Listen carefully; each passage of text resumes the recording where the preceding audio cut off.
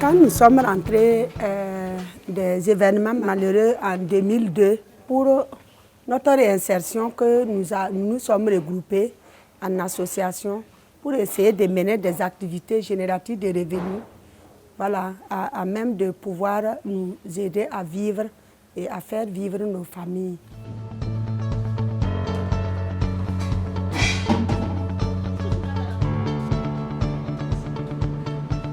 On a commencé les activités de mille germés et de baies de carité. Mais ces activités ne nous ont pas aidé beaucoup parce qu'il y avait des associations qui étaient là et qui maîtrisaient mieux ces activités que nous.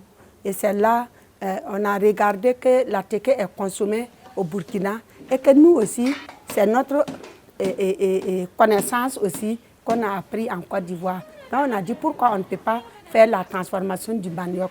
C'est ainsi qu'on est rentré dans la transformation du manioc.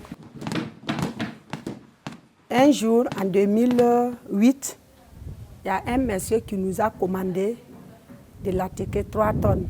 Et quand on a fini de faire, il a désisté. Il fallait qu'on commence à écouler ça. Comme c'est beaucoup, ça commençait à se gâter. Donc j'ai dit, je vais étaler, sécher pour voir qu'est-ce que ça peut donner. Au moins pour éviter les dégâts. C'est là quand j'ai étalé, quand c'est sec, j'ai enlevé un peu pour repasser à la vapeur pour voir qu'est-ce que ça va donner. Quand j'ai repassé d'abord à la vapeur là, quand c'est sec, il y avait les boules qui sont restées. Ça a mis du temps pour cuire. Et le temps que les boules là sont cuits là, c'est devenu pâteux. Donc j'ai enlevé et puis je les ai séparés. Et j'ai repassé à la vapeur. Mais ce que j'ai remarqué, moi j'ai cru que j'allais avoir autre chose. Mais j'ai vu que la teke est devenue la même chose, que tout comme le frais qu'on a préparé. Et plus même, en le mangeant, il y a un arrière-goût. Parce qu'une fois que tu finis de manger, il y a un arrière-goût qui te donne envie de manger.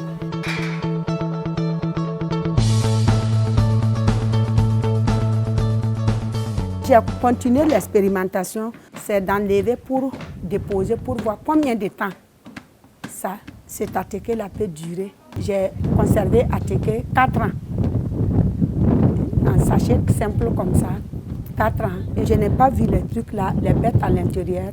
Et quand j'ai pris les passer à la vapeur, il n'y a même pas de changement.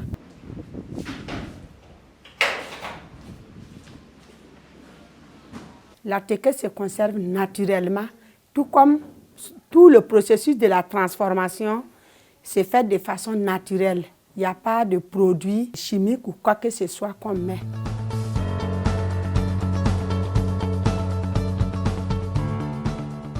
Notre première difficulté là, c'est l'obtention de la matière première.